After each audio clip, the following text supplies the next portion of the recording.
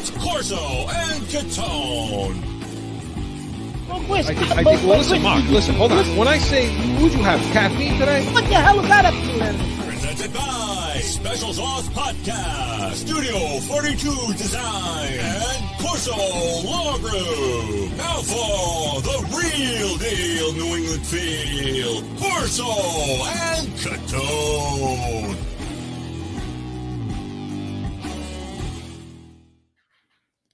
Welcome into Corso and Catone, the real deal New England feel. I'm Corso. Catone is here. Joe is in the booth. You're with us on YouTube, listening to us on iHeartRadio, Apple Podcast, or wherever you podcast. And listen, check us out on Twitter. Hey, we're actually being listened to live on Podbean as well. So if you want to listen live, get on Podbean.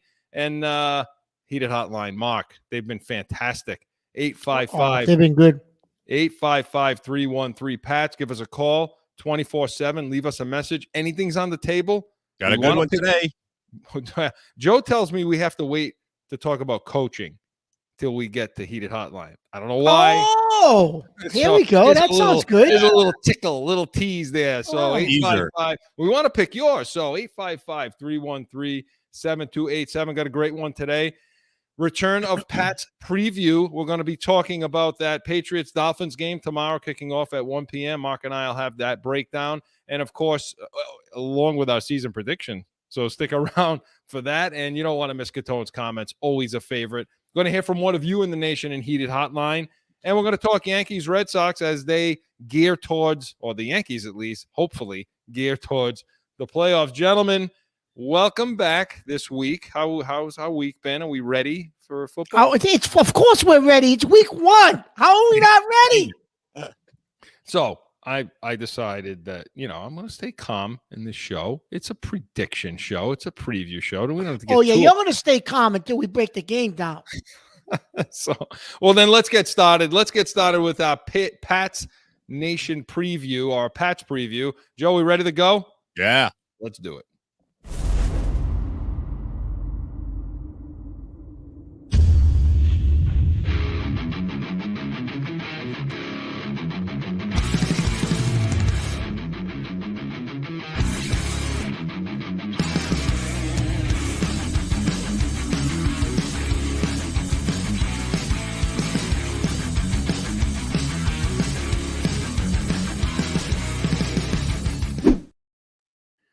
Welcome to our Pat's Preview edition, presented by the Pat's Nation, the only Patriots post-game show worth watching. Join Mark and I and Joe 30 minutes following every Patriots game for all your post-game breakdown. Hey, beginning tomorrow with the Patriots going to Miami to face the Dolphins. And, let's start there, obviously. Let's get into that. Mark, right off the bat, I mean, there's so much to unwrap with this one, but what are your keys to victory from the offensive side of the ball?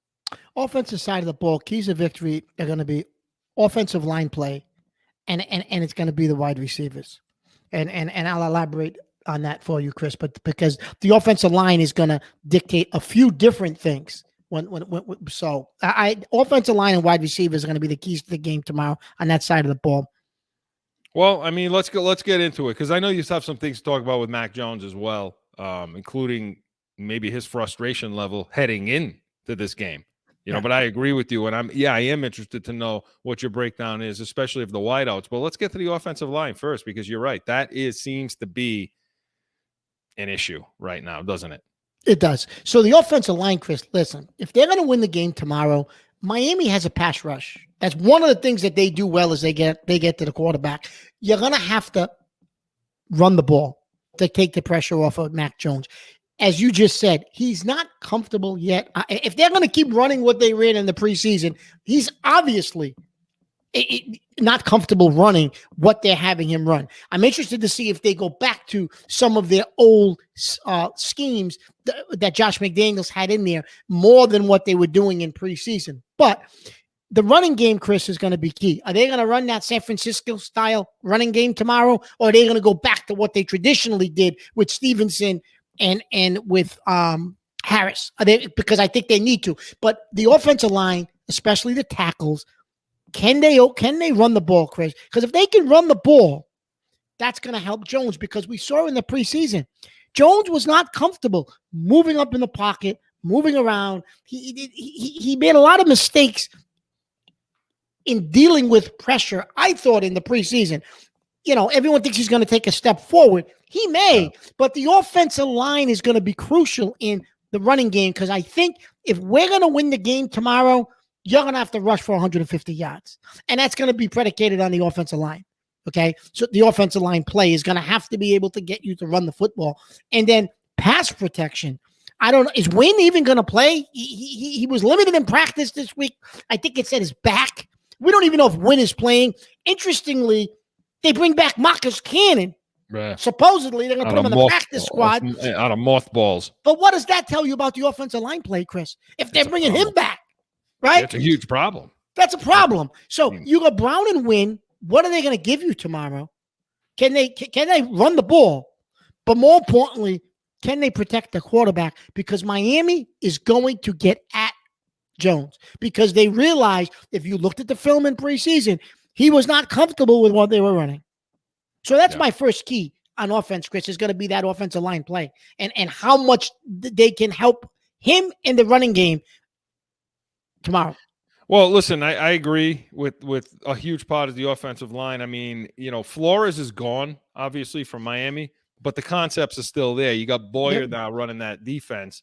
They're a real blitz-heavy team, okay? A real blitz-heavy team. I think they were like the most last year in they were like 39% of the time bringing the heat, and they'll bring it from everywhere.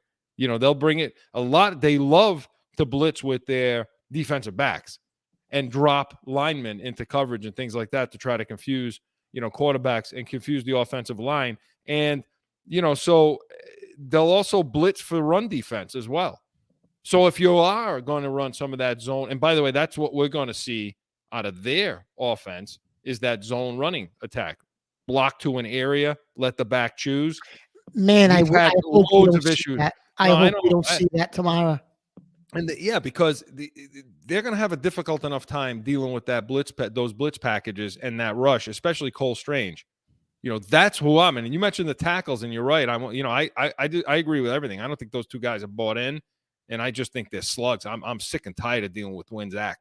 I really am. But which is probably they are too, bringing Cannon back.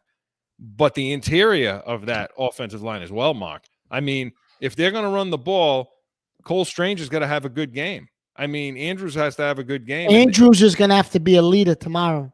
And the communication, too, on the offensive front. Wouldn't that come from Andrews? It would start there. It starts with Mac Jones, then to Andrews, and then across the line. So we'll see what happens with that. But if it's going to be hat-on-hat, gap running like they did last year, they may have more success. So we'll see what Belichick wants to do. But Mark, the blitzing, the bringing heat after Mac Jones, and his ability to diagnose what's going to be happening depending on what type of offensive style, what they're running, and how they can pick it up. And that's why I also brought up the wide receivers, because of that blitzing.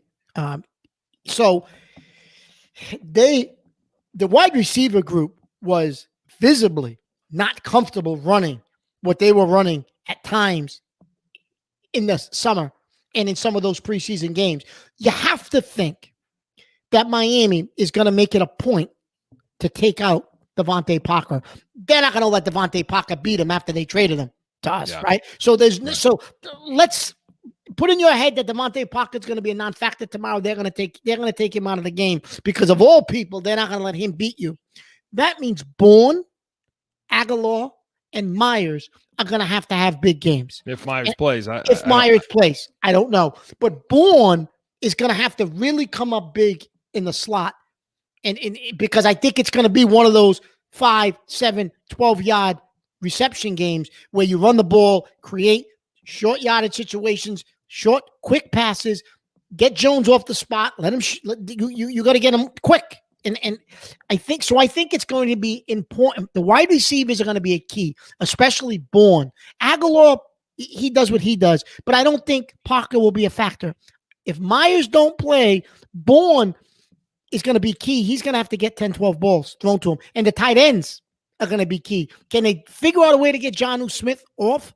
But the wide receiver group is going to be extremely important tomorrow to this game plan, I think, because I think you're going to have to go back to, because of the blitzing, Chris, you're going to have to go back to a lot of what Josh McDaniels used to do with the short, quick reads. I don't think you can put in that West Coast style passing game tomorrow, especially, number one, because you were uncomfortable doing it all summer, but because of the type of defense that you mentioned, Miami's going to put in place tomorrow against you.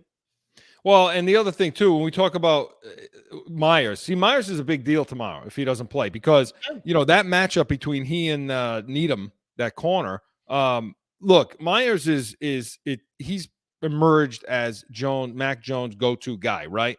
Yep. And so the way he plays against that Needham, that corner they have, with blitzing, you have man coverage. And so Miami plays a ton of man.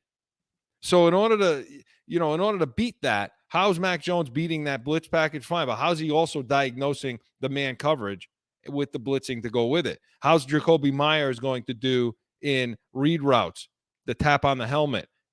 That's his guy. So you better hope he plays. So that, to me, that's a big deal, is to see how these receivers are going to be able to get off press, hand fight at the line of scrimmage. And is Mac Jones going to be allowed? And I heard this week because he didn't have any checks at the line in the preseason. I'm sure that was by design.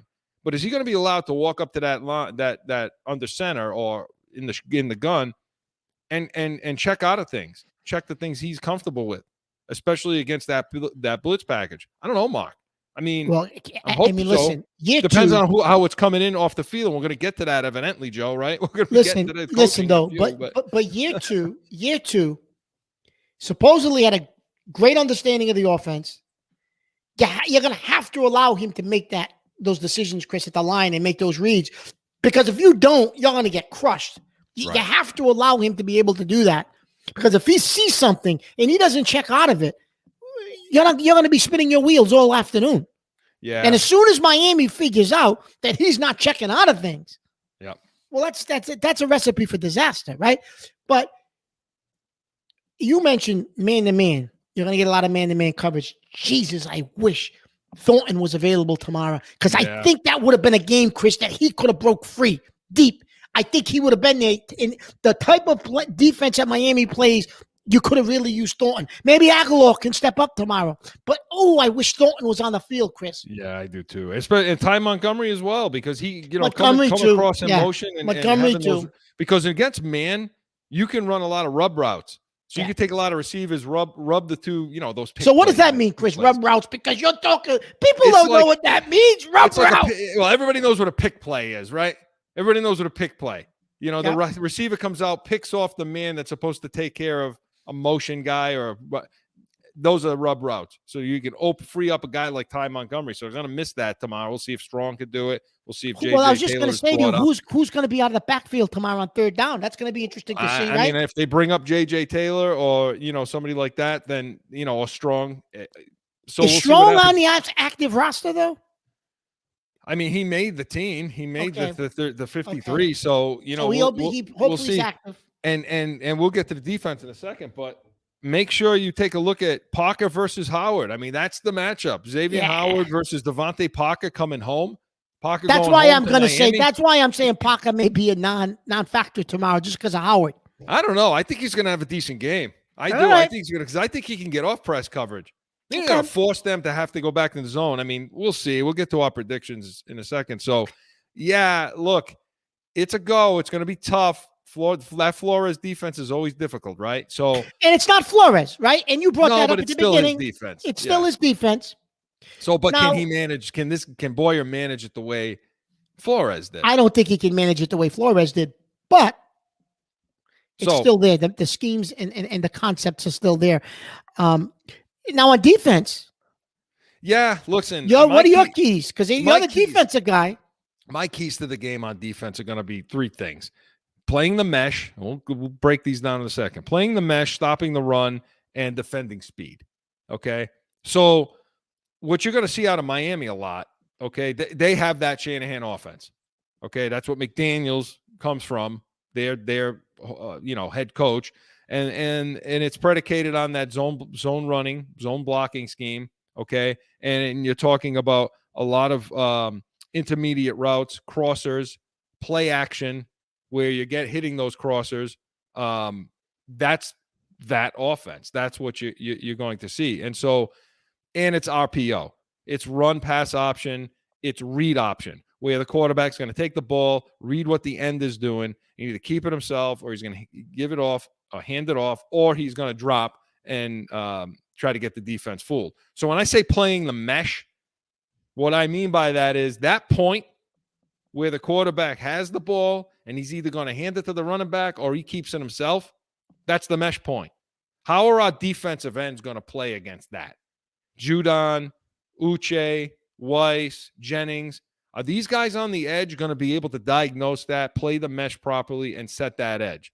That, to me, is a huge, huge part of this game right now. And be able to get off those blocks to come upfield, or, to get some pressure on Tua, So, Mark, I don't know, that's one of the things that bothers me a lot about setting the edge, and I don't know what you think about this, but to me, that's a huge key in this game, no?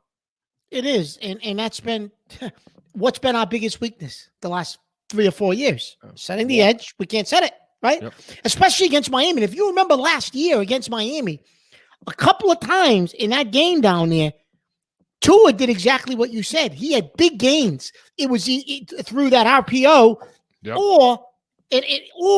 And granted, Wichita wasn't the coach. The coach they have now, it was Flores, but he still ran it because that's his strength. Right. So can they keep him in the pocket and keep him from getting yardage? I don't know. And you mentioned the short crossing routes, Chris.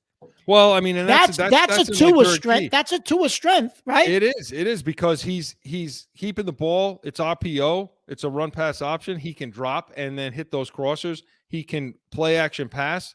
So depending on how they're running the ball, which is my second key, stopping the run. But the bigger question is stopping it with who?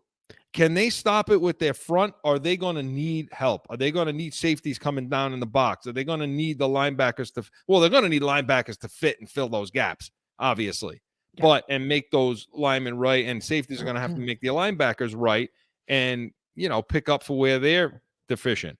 But are you going to be able to stop the run with Godchow, Barmore, Guy? Are they going to be able to do this? They're going to have to, Chris, because I'm going to tell you something. You mentioned crossing routes, right? And if you're going to have to bring guys up and they stop play action passing you, it's over. It's over.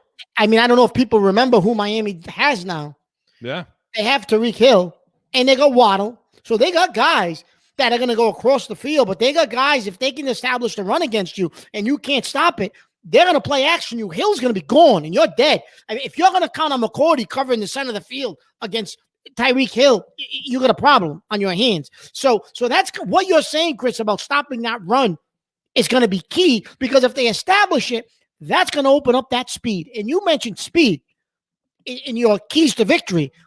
That's going to open up that speed that Miami has. Yeah. And don't forget, it's a zone style run for them. So they're blocking to an area. You better be disciplined.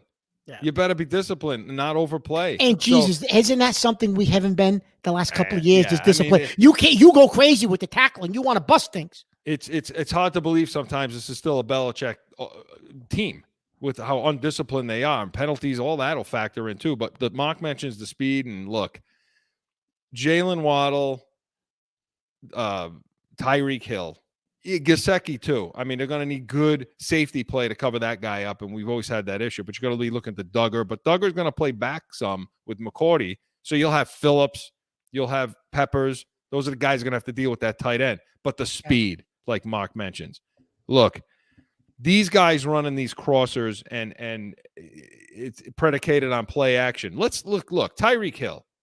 Let's not forget.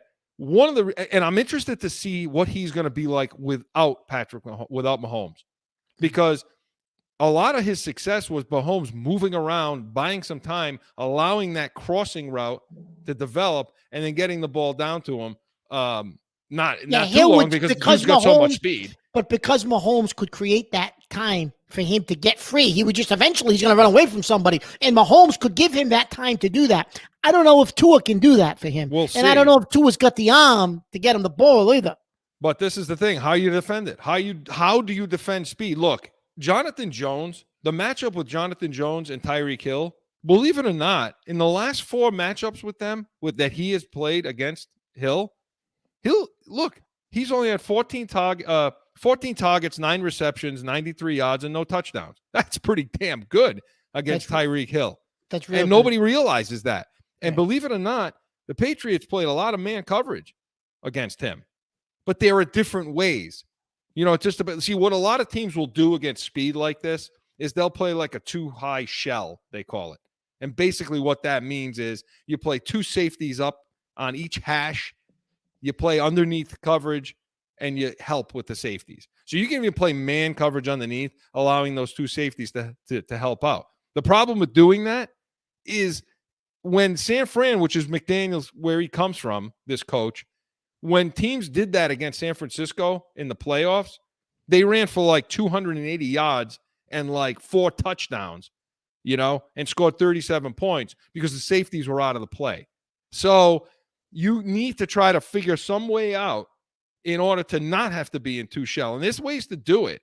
I mean, there are things talking about, like, they call it a cover 3 buzz. This is where, like, you show 2 safeties in the middle, and at the last minute, you shift to a cover 3 defensive backs. Safety comes down in the box and creates that extra guy to cut off some of those crossing routes. So there's ways to do it like that. There's other ways to do it, like you call it a 1 cross, where you basically, it's like what they call cover 1, where you got 1 deep safety playing center field, like 20 yards down the field, and everybody else is playing man underneath it, or the safety comes up and you pass it off. So you got a corner basically taking Tyreek Hill across the field, Mark, right? And then the safety picks it up and continues the rest of the way. Things to get in their way, to buy your defensive line time to get home and sack the quarterback. So there's a lot of different ways to do this, but what they rely heavy on, these types of offenses with these types of guys, is leverage, is breaking your leverage down. Meaning this, you're a corner, right, Mark? You're lined up against Tyreek Hill. Yep. You're trying to take away that inside. When they say inside leverage, you don't want that route to come inside you because he'll run away from you. You can't. There's very few guys in this league that can run with him. Yeah. So if you don't protect that interior on the snap of the ball, that inside leverage, so to speak, he's going to run away from you. And they love to attack that with the RPO and get guys leaning the wrong way. And then, boom, they hit that thing. So there's a lot of stuff to deal with tomorrow with their speed on the field. I don't know how Belichick's going to do it. Steve Belichick, Mayo, they seem to have the reins over there. I don't know how they're going to do it, Mark. You? Well, I'm interested to see, based on what you just described, if they utilize the rookie from Houston, Marcus Jones, at all, because he does have a lot of speed to to run across the field, and to some of the things that you describe, he's athletic enough to do those types of things. So yes, Jonathan Jones has done a good job with him historically, but I think part of the reason why they drafted this kid from Houston is for teams like this, Chris, teams like Buffalo, who have that speed and have those guys that can run across the field and do different things, and they come up with different schemes to get them free, where I think they're hoping a guy like Marcus Jones can stay true to some of the concepts that you just described, and he has enough speed and athleticism to stay with them until maybe somebody else can pick him up. But you know what I'm saying? So I'm interested to see how much play Marcus Jones actually gets tomorrow, if any, because supposedly that's why they drafted him, right? So we'll see. Well, listen, we'll see what happens, and we got to know what we think is actually going to happen. Are they going to win this game or not? No better time to get to our predictions than right now. And so we had our predictions a couple of months ago or something? A month or two ago? Yeah, and I think the two of us were calling for maybe 10 wins, 9. I don't know. It was 9. It was between 9 and 10. I don't know if we came up with 11. He's already coming down. No. Joe, go check the tape. I didn't say 11 wins. All right. So let's go through this because, as time permits, we want to go through these. I already have what I think, and I'm sure you do too. So let's start with this game. They win or lose this game. I don't need scores, just a win and loss. I'm going to give him a win. Really? I'm going to give him a win because, listen, I am not. And I'm writing this stuff down. Write it down. I am not a fan of Tua. I just am not a fan of that kid. I know he's got Hill and Waddle, but I just don't think he's a good quarterback. I think New England finds a way tomorrow to win, my opinion. I have a loss because it's a house of horrors. They can't win in Miami. It is. It's not going till tomorrow either. Okay, so now next week at Pittsburgh. They go to the Steelers. Pittsburgh. That's quick. That's easy. Pittsburgh. No, see, I have them winning that game. No.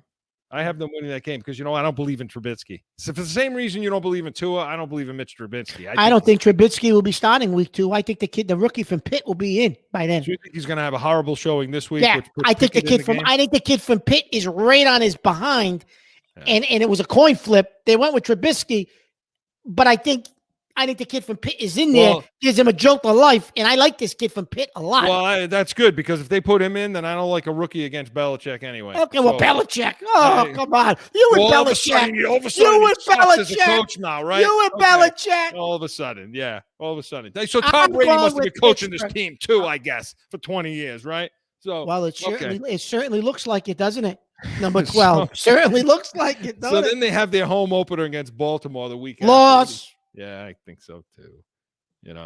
I think so too. You have it as a loss. I have it as a loss. I don't think they're going to be able to contain. So right now we both have Jackson's playing for a contract too. So right now we both have them at 1 and 2, for different games, but both 1 and 2. 1 and 2. So then they go to Green Bay. Loss. Yeah. Do we need to even? Joe, I want your numbers too. I really do. I just don't know if we have time. Do we for Joe's? We'll get into it next. Yeah. Okay. All right. This way here, you can hear us, and then Well, we're gonna see whether or not you guys are actually right on the first week now, because we're gonna have to change them next week. So their second game at home against Detroit. Win. That's got to be a win. Win. Okay. At Cleveland. Win. Yeah, I do too. Without because Watson's not eligible yet, so I'm going to say win. Oh. Okay, so at home against Chicago. Win. Yeah, I have that as a win too. We got quite a few wins strung together here coming up. So now we go at Jets. Win. Yeah, same. Jets will be better. The Jets drafted really, really well. Real well. They drafted well, but can they put it together? Can Salah put it together over there? I know it might take a year, but I think the Jets are on their way back because I do think they had a good draft. Do you know what it is? The Jets just have a stench coming from that entire organization. And, it's like, this is why I think Cleveland's going to suck too, always. But anyway, so now they play home against Indianapolis. You'll be at that game. Loss. Yeah, I think so too. Choosing to go to the game, they're going to lose then. Okay. So it's mock right now. So home against the Jets, they get right then? Win. Well, because now they have their bye week. Yeah. So going into the bye week, Mark has them 1, 2, 3, 4, 5, and 5 and 4. You got them. Yep. Same thing. I got them 5 and 4 as well. All right. So now coming out of the break, home against the Jets, win. If you think they're winning again on the road against them, they should win at home against them. Yeah. At Minnesota on Thanksgiving. Loss. Same. I thought we were going to disagree a lot more, Mark. No, we will. We're coming up. We're going to. Now, listen, I had that game as a question mark because I think that's a game they can win. It just depends on what they look like in November. I think I had that as a win when we did this earlier in the summer, but now as I think about it, it's Thanksgiving night. It's Thanksgiving night. I'm going to say loss. Don't change it. Don't you? Yeah, you're a loss. I said loss. No. I said loss. I'm changing mine from a loss to a win. I'm saying I changed it from my original prediction when we did this in the summer. Yeah. Well, I got it as a win now because I don't want to agree with you for everything. All right. So December 1st, December 1st on Prime Video on Thursday night, they host the Buffalo Bills. Loss. Give me a little, give the people out there a little preview of what they're going to see. They are going to get annihilated. Absolutely annihilated against the Rams. Obviously, you watched that game. Listen, Buffalo. You had talked about this during the game. You were texting me. Buffalo was sloppy and scored 30 points. They turned the ball over 4 times. They scored 30 points against that defense, and they were sloppy. Imagine when they clean it up, how many points that team's gonna score. You're gonna get killed. You're gonna get absolutely destroyed by Buffalo and completely shut down Darnold. And by the way, on the other side of the ball, Von Miller Von Miller will make a difference, but holy crap, Von Miller looked like he was 25 years old, didn't he? They had the least amount of sacks in the league last year. They're probably gonna have them. He's already got 2. Chris, they had 7 sacks and 15 quarterback hits. Unreal. That's ridiculous. They say Stafford look crap. Brady's going to look like shit. Hey, if you sack Brady 7 times and hit him 15, he's going to look like crap too. Yeah, absolutely. At Arizona, now we go with this stretch of night games. So you had with Buffalo, now you got the night Minnesota, now Buffalo, Arizona. Loss. At Arizona, I have that as a win. Loss. I have that as because DeAndre Hopkins will be back by then, I think. Well, I think I have a lot. I have a lot of Hopkins intel makes on that team. Hopkins okay, but Hopkins makes that team go. If he, what week is that? Week what? Late in the year. That's on December 12th. So that's Hopkins will be back. I'm gonna go with Arizona. Yeah, I'm gonna go with, like I said, I got a lot of intel on the insides of working with that Arizona team, and nobody believes in Murray over there. Nobody, and neither do I. Listen, so wait a minute. Before we go any further, Joe, last year I told him that Murray was a stiff. He's talking about last year. Joe, now. You see what I mean? Joe, this is what happens. Joe, now he's got intel, Joe. He was telling me last year in the middle of the season, oh, they're the best team in the NFC. They're going to win the NFC. At the time, they were. Now he's got intel. He doesn't believe in Murray. Oh, my God. These teams change. Listen, I said it first. Listen, I said it first. He's not an NFL quarterback. Thank you very much. Yeah, but you have us still losing. Because I think we stink. So he's not an NFL quarterback. So why does Hopkins scare you? What? If this guy's not an NFL quarterback, because I think we stink. That's why I think we stink. We're hallucinating. We're dreaming. If you think this team's going to go on a stretch, you're dreaming. You're dreaming. No, I don't. Because in Vegas, that's where the stretch ends. Loss. I have it as a loss too. It's going to be McDaniel versus Belichick, and they just have too many weapons over there. Home against Cincinnati. I'm going to take New England at home. This is what I'm talking about with him. Okay, the inconsistency of Mark Catone in all of this. Okay? No, because I think you just got beat up. Cincinnati. You want to go I love Joe Burrow. I love Joe Burrow. I still do. But you've been beat up on the road for 3 straight games. I don't want to see Cincinnati. He said. Listen. You've been beat up. Well, they went to the Super Bowl, didn't they? You've been beat up on the road for 3 straight games. I think they're going to come home and they're going to pull an upset. I do. They lose that game, and to me, they lose the next game against Miami at home. Because by then, I think nobody's bought it anymore. I think everybody's packed it in and pissed off. I'm going to give them a win against Miami at home. Okay. And then last game of the season at Buffalo. I mean, lost. We really need to. That's a crushing. Now, wait. Now, you have to understand, too. If crushing loss, Buffalo will be playing guys. They'll be playing for the number 1 seed. Crushing loss. Yeah, I think they may have it already wrapped up at that point. So the season predictions, and we are way over on this, but the season predictions are, let's see, Mark, 1, 2, 3, 4, 5, 6, 7. Mark's got them at 8 wins. Okay. And what's that? 9 losses. 8 and 9. 8 and 9. And I changed one. So mine's 1, 2, 3, 4, 5, 6, 7, 8. Yeah, same thing. 8 and 9, but for different reasons and different games. God, Joe, I hate agreeing with him. I really do. Joe, he agreed. I hate agreeing with him. I hate it. So those are our season predictions. But here's my thing. But Chris, here's the thing. So they're 8 and 9. If somehow they find a way to squeeze out 2 more wins, you're at 10. Does 10 get you in the playoffs? Is the question. We're saying 8. There's a couple of iffy games there. If you could squeeze out 2 more, does 10 get you in? That's the question. I think, honestly, it does get you in only because the West is so strong, but they're going to beat the crap out of it. They're going to beat the hell out of each other this year. So with that said, they get you in, So with that said, they got a shot, maybe, to sneak in as a wild card then, like they did last year. If they get to 10. If this record goes any way, it'll go the other way. The other way. Okay. It'll go the other way. All right. Because, wins at I got them at win at Minnesota. Very easily could be a loss. Like you say, Arizona could be a loss. Yeah. I mean, some of these teams can show up against them. So at Pittsburgh, I got them as a win. could be a loss. Yeah, so we'll see what happens. Those are our season predictions, and those are our breakdown. That's our breakdown of the Miami game tomorrow. And make sure you're tuning in tomorrow to the Pats Nation post-game show, the only Patriots post-game show worth watching, 30 minutes following that Patriots Miami game. And listen, if you don't agree with Mark on this, let's see if you agree with him after Catone's comments. That's next. Not yet.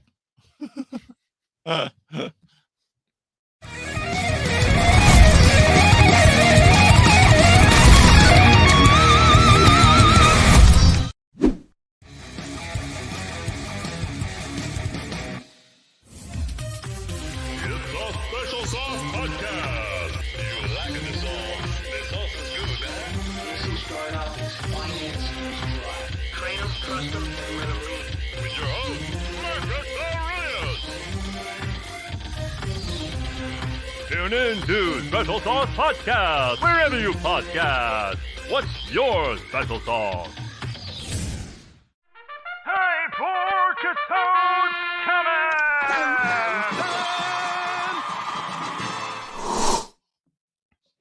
Man, if you're an NBA fan and you actually follow the NBA and you watch the NBA, man, how can you justify what the owners allow these players to get away with?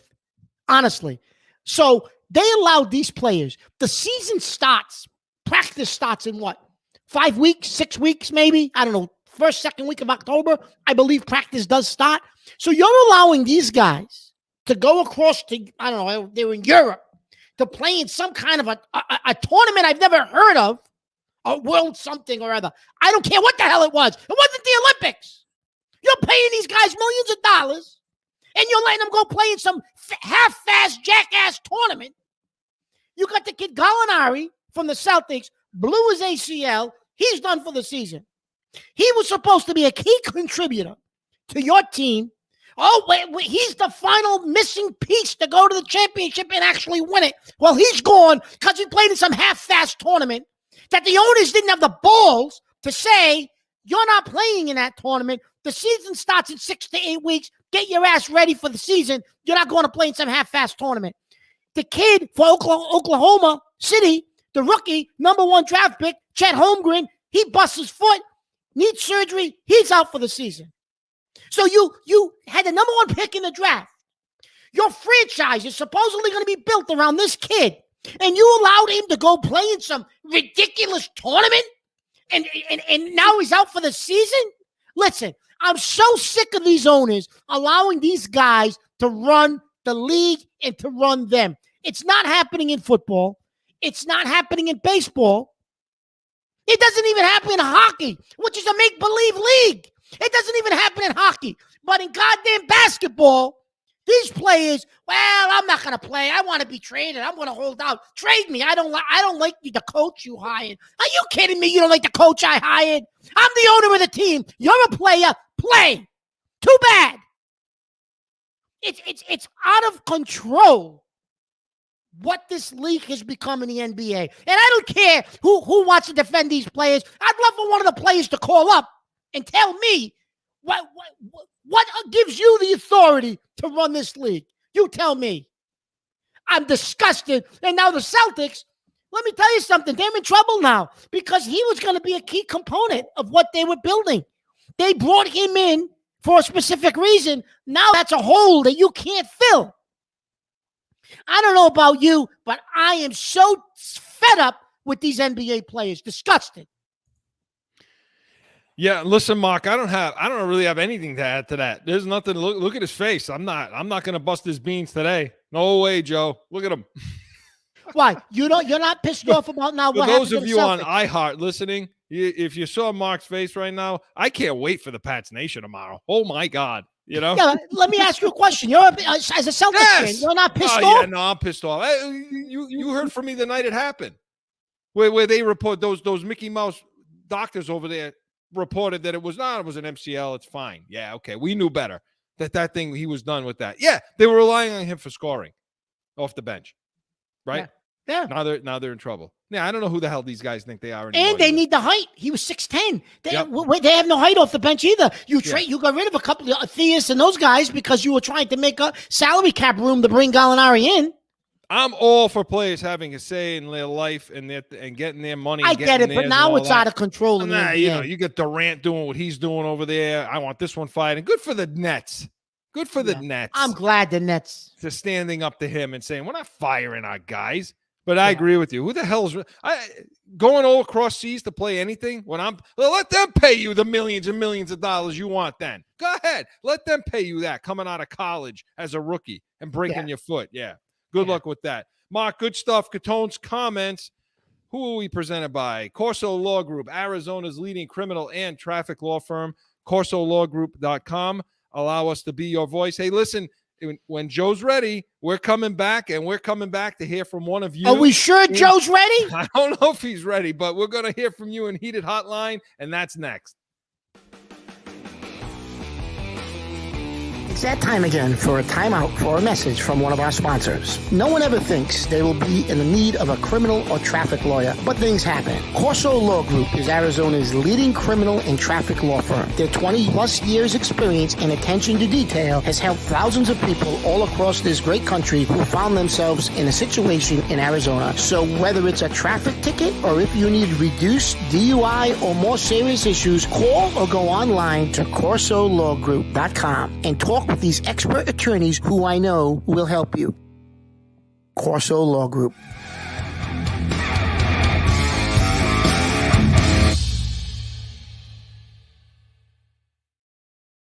Back in with more Corso and Catone, the real deal New England feel. And as promised, we want to hear from one of you out in the nation in Heated Hotline. Joe, let's have it.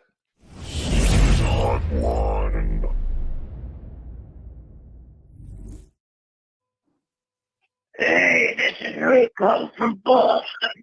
I was watching the Rams in Buffalo the other night. Man, are we horrible as Patriots compared to those teams. Our coaching is terrible, terrible, terrible. We don't know how to draft. And I know Corso, he loves Belichick. Corso, what do you think? Because you're a Belichick fan. He's a bum, a bum. I love it. I love it. I missed the name and where he's from, Joe. I think he said Rico, but it seems our target audience left to smoke cigarettes. These guys are smoking Paul Moles. He's had a few smokes of something, and he's definitely had some scotch or bourbon. He's had something, Chris. He's got lucky. He's smoking Lucky Strikes with no filters. I don't know. So, but listen, Mark, you know what? I love the caller. You know why? He called you out. I love it. In my defense. I love it. Okay. And listen, caller. Okay. Now we're going to fight. Okay. I'm going to fight with you, Rico. I'm going to fight with you and I want you calling in Heated Hotline again. And I want to hear from you in our live chat tomorrow on YouTube when we do the Pats Nation. Look, Belichick is still the best that ever did it. I get it. I get what we're pissed off about. Mark's going to talk about that in a second, I think, with Patricia and Judge. But if Belichick has an influence on offense this year, I'll be okay with that. Wherever Belichick is focused on this team will be better, period. You say he's a bum, talk about anything to do with Brady and all that nonsense. So we beat that to death, okay, as to why he screwed up there and all of that. But as far as his coaching ability, no. I'm not. Anyone who's out there that's questioning Belichick's coaching ability doesn't understand this game, A, and B, okay, has a real short memory. You don't win for 20 years because of one dude, because of one stud. You'd win a lot. You win a lot because of him, okay, and he covers a lot, number 12. But there's an architect of all this, and that's Belichick. So I don't know what's been going on with him lately. I don't know if he's half checked out anymore. I don't know any of that because I seriously question what he's doing with his assistants. And Mark, you can get into that. So I mean, if you want to criticize him for that kind of stuff, management of the assistant. Well, he mentions the draft and the draft. Yeah. And I was just about to say, the caller mentioned the draft. Player personnel, drafting. It's been atrocious for the last 4 years. I'll give you that. But as far as his coaching ability, no, Mark. All right. So I'm just going to pull something up because I was going to bring it up when we talked about our preview of the season. Wait, talk about too when you bring up. I know you're going to bring these two guys up, but talk about the influence they're going to have tomorrow and what that's going to look like. I will. I'll get to that in a minute, but I do want to read something I pulled up because I was going to talk about it during the season preview, but then I didn't. But this is perfect to bring it up now. So, Bill Parcells just won 2 Super Bowls with the Giants, one with Hostetler, right, at quarterback. He took the Patriots to Super Bowl with Bledsoe. He took the Jets to an AFC championship 2 years after they were 1-15 with Rich Kotite. Okay, just bear with me. Bear with me. Bill Belichick, without Tom Brady as his quarterback, has won 1 playoff game in 9 years. That's all I'm going to say. I'm not going to bring anything up. You can soak that in. Think about it. 1 playoff game in 9 years. What do you mean 1 playoff game in 9 years? In 9 years without in his coaching career, without Tom Brady being his quarterback, he has won 1 playoff game in 9 years without Tom Brady being his quarterback. That's a combination of Cleveland, New England, everywhere he's been. So I'm just going to leave it at that. Let's leave it at that. He's only been the head. That's it. Guys, think about it. He's only been a head coach. Think about it. He's only been a head coach without Brady for this is Think year about 3. it. Think about it. Yeah. Where's he coaching? And he was the coach in Cleveland. Yeah, for not for 5. Add it together. Just think about it, gentlemen. Now, getting into the coaching, that's going to be a problem because here's going to be the problem. I think Belichick is going to have to get more involved than he probably wants to because I don't know if these guys are going to be able to make adjustments on the fly. That's where it's going to become an issue. I think Matt Patricia absolutely can game plan. I think Matt Patricia can obviously analyze film and come up with a game plan. He did that. He was a defensive coach, and he was a good defensive coach, I thought. I didn't necessarily agree with the concepts that he ran all the time, but let's face it, they were always a top 10 defense, and they didn't have the greatest talent every year, but they were always a top 10 defense, okay? My issue is going to be with these guys is when what you're doing is not working, can you adjust on the fly? Joe Judge is a cartoon character. I put him in the same category as the cartoon character and the imbecile that was in Tampa, okay? That's where I put Joe Judge. Joe Judge is a buffoon. I don't want to hear about Joe Judge. Okay, let him go coach special teams, and I don't want to hear from him. He was a good special teams coach. Go coach special teams. You're done. You can't do anything else, right? But Patricia, I believe, can game plan and come up with a scheme on offense. But I don't know if he has enough experience to actually come up with shit. This isn't working. Now what? Belichick is going to be the one who I think is going to have to get on the sidelines and maybe sit with Mac Jones at certain points in the season. You remember, you'd see Josh McDaniels with the Surface Pro, and they'd be looking at something, and he'd be pointing at something. And I don't know who's doing that. I'm assuming it's going to have to be Patricia, but I just don't trust his experience on that side of the ball to make those types of adjustments, which I believe is going to transfer itself, Chris, into some real long games where we're going to get really frustrated because offensively they're going to be sputtering their wheels, and I don't know if they're going to be able to fix it in the middle of a game, and I think that which is going to result in losses. Well, and the other issue with it too is, what else suffers? Because if he's also coaching, if he's spread thin, I get it. He's a rocket scientist. But Mark and I both agree he's not. Patricia's not a good manager of people. I get it, like as a head guy.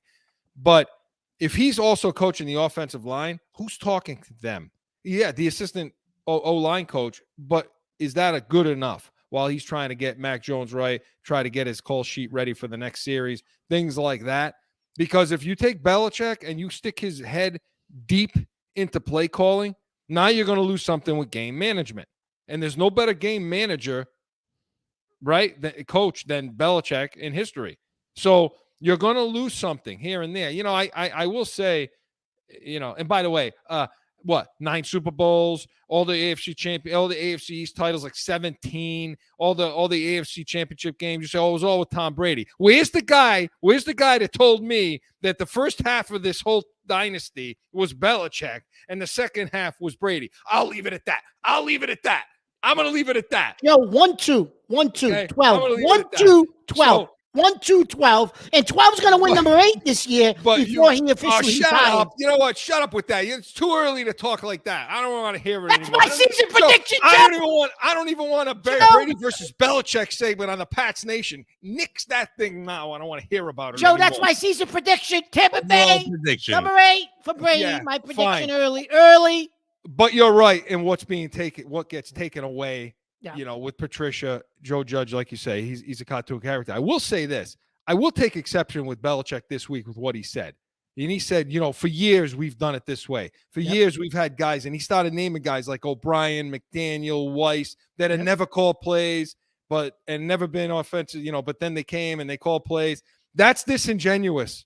That's a little bit disingenuous because these were guys being groomed to be OCs. These were guys that had maybe not done it for the Patriots on an NFL level, but they had done it in other places. They had coached offense, So to say that and skew this, as if we do this all the time, where we take guys that have never coached offense before or never coached defense and then put them into the head spot doing it. That's not something you've ever done, Bill. Okay, that's not something you ever done. And that's going to be a huge, Chris, that's the problem. Yeah, Chris, listen. I said it when it happened. I honestly thought when they made the transition from Brady, and it's not about Brady, I honestly said I thought it was also time, as great as we thought he was, it was also time to transition this organization to McDaniels, give him the keys. It's a new era. That era is over. We did what we had to do, the combination of the two of them. We did what we did with them. It'll never be repeated again in the history of the sport. Turn the keys over, do it, start it fresh. That didn't happen. And now I think we're seeing, okay, now how long do we wait to see what happens here? It's going to be interesting. So, we'll see. We'll see how it goes tomorrow. Hopefully we're all wrong, but hey, thank you, Rico, for the call out there. I know I yelled at you, and I'm going to continue to yell at you, so make sure you keep calling in. It's fun. So, Heated Hotline was presented by Special Sauce Podcast. What's your special sauce? SpecialSaucePodcast.com. And hey, look, it's still baseball season, right? I believe so. It's baseball season. It's like the last 2 minutes of a basketball game because now baseball season's real. Right. So the Yankees. Yeah, but the only thing is, Joe, you got to get 150 games to get real. I know. Right. So the Yankees are still playing. The Red Sox are still playing. So we're going to still play Yankees versus Red Sox right now.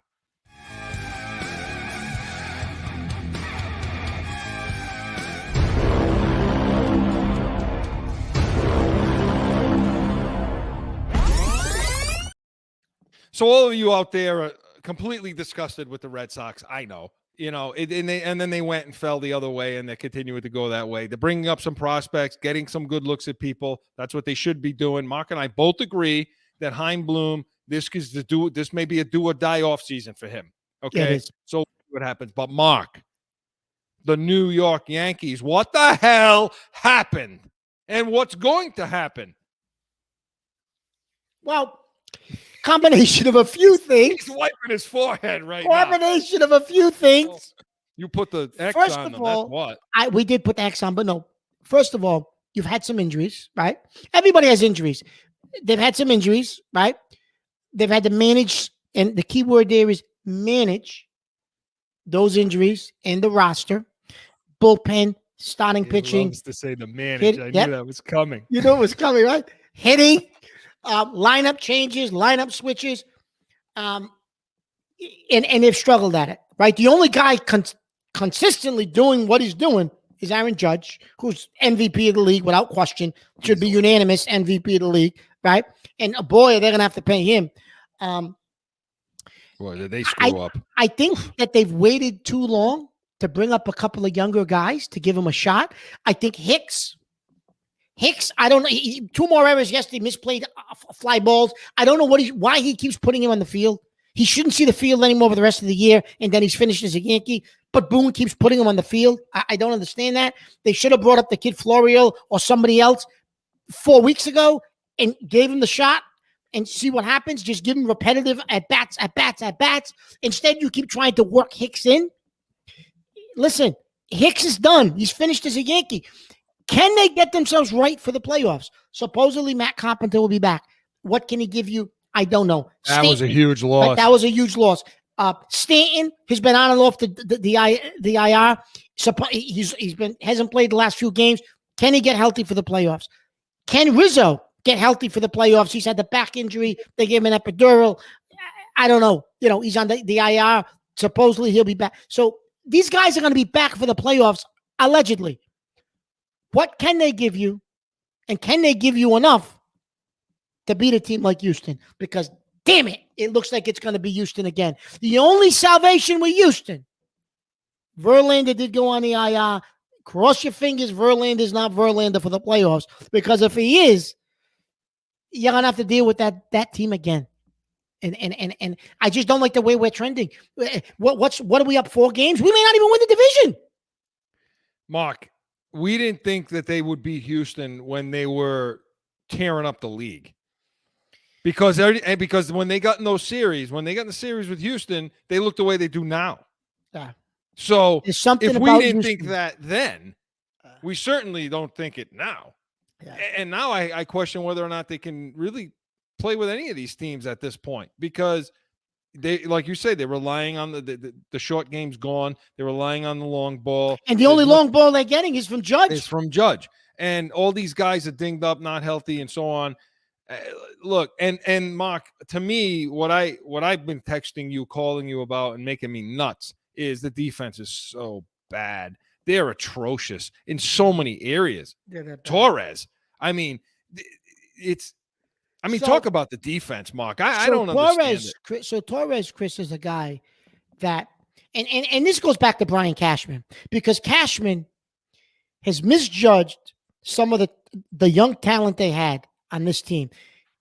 A few years ago, he could have gotten a boatload for Gleyber Torres, and teams were interested in Gleyber Torres. He refused. He could have gotten a boatload for Gary Sanchez at the time, refused to move Gary Sanchez. He's got a kid sitting in the minor leagues, this kid Anthony Volpe, who teams are calling for every day. You've got 2 other shortstops in the minor leagues. Trade them. Get what you can get for him. But so Torres, I'm going to put on Cashman. Torres just didn't develop into what he was supposed to. But you know what, Chris? That's a trend with Cashman. A lot of these young guys, other than Judge, just haven't developed into what he thought they were going to be. And that's a problem. As the GM, you got to figure that out. So Torres is terrible.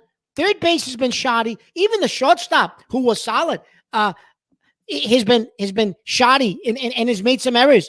I mean, the outfield center field is a problem, because every time you put Hicks out there, it's an issue. So yeah, Chris, defensively, they got to tighten it up, because listen, my last fact before we move on: Yankees, since August 1st, Chris, bottom half, mid-20s, average, slugging percentage, runs scored, they're 25 or below. The 3 biggest offensive categories in baseball, 25 or below for the entire league. That's why they're not winning.